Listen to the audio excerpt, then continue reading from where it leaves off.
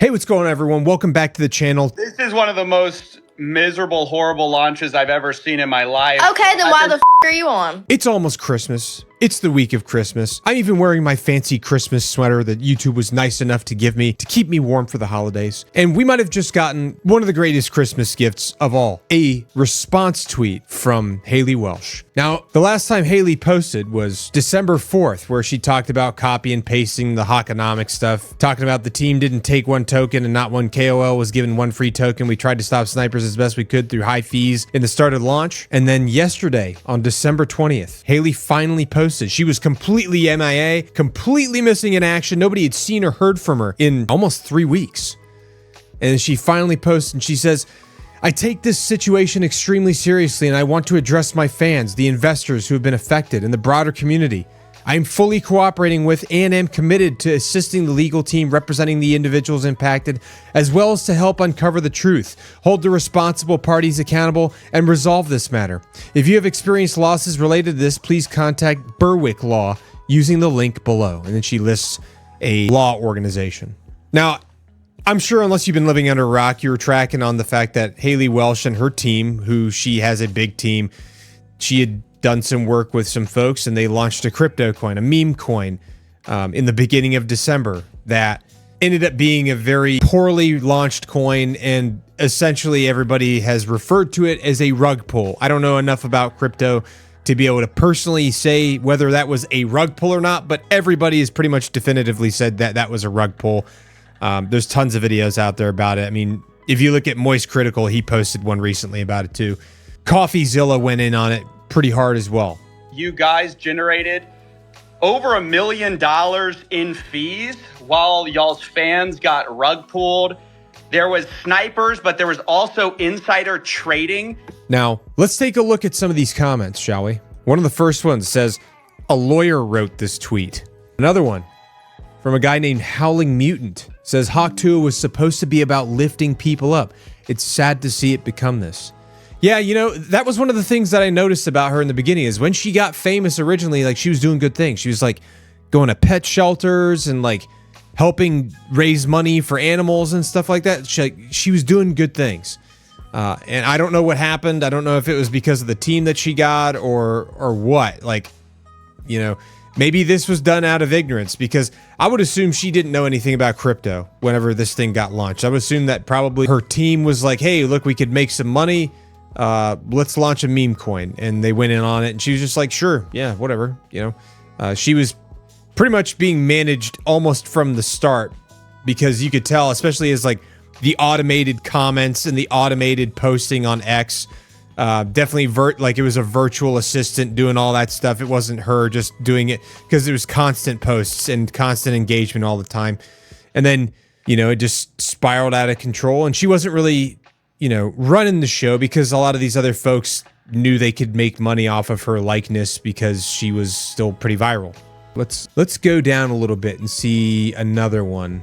Guy by the name of Philip Anderson said, copy and paste statement written by lawyers. You don't deserve to have any fans. Making big money is fine, but being nothing is but an irresponsible grifter or scammer to the extent that it hurts and bankrupts your own fans makes you a real piece of doo-doo. I'm going to censor that, obviously, because YouTube doesn't like bad words like that.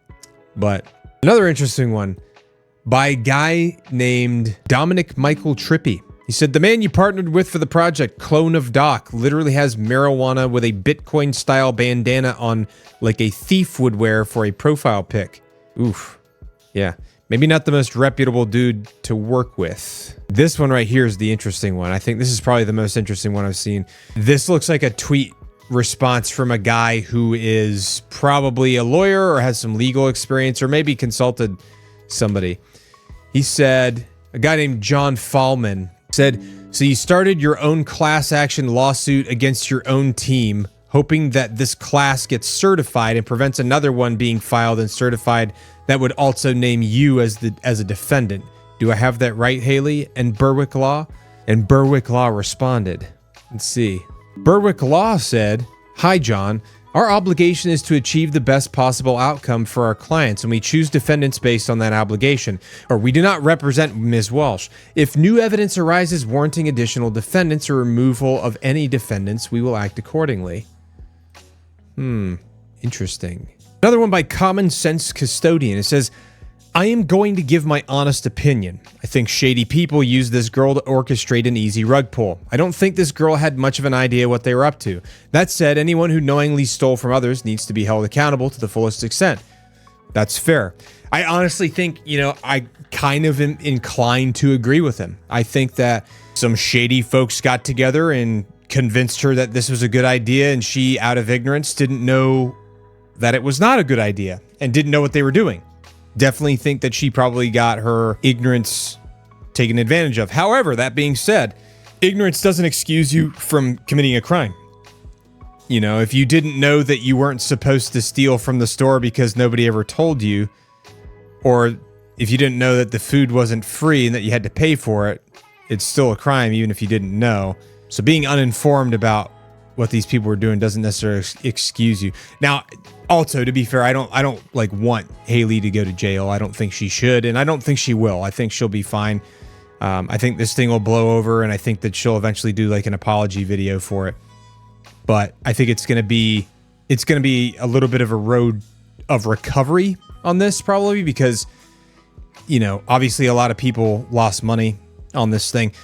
Also, if you invested in Hotcoin thinking this was going to be a wise financial decision and that somehow this is going to pay off in the end and you would eventually make some good money off of this, I think perhaps you should ask for a second opinion next time. If you think that a meme coin from Tuah Girl was a wise financial decision, my recommendation, and you probably already learned this hard lesson in the first place because you've lost a lot of money if you did put into it, I think you should ask for a second opinion. Nobody's gonna hate on you for asking for advice or asking for a second opinion, and if they do, then they're probably not your friend. I think people should ask for help more often on things if they don't have a solid understanding or, don't know 100% if it's a good idea. I ask for opinions and ask for help all the time. I have no shame. Don't care. I'd rather ask people for their opinion and ask for help when I need it and not end up making poor decisions. And if there's not any time and it has an action has to be taken immediately, then I'll, try to take the best action I can. But for something like this, it's not time sensitive. You could have, asked people ahead of time. Oh, this is kind of funny. This is a good meme. Guy posted a picture. He says, "Are you winning, Dad?" "No, son, pack your suitcase. I lost the house." And it's just a graph of his chart going down. Oh man. Anyway, I'm sure that we're going to see more about this in the coming days, and I don't know exactly what this means as far as what she's going to be facing or what she's facing. This tweet, for sure, that was not worded by her. That was a legal team that typed something up and said, post this. Or they gave it to her virtual assistant to post it. But definitely a 100% very carefully calculated post by somebody with probably providing her with legal advice. So anyway, I guess we'll see how this turns out.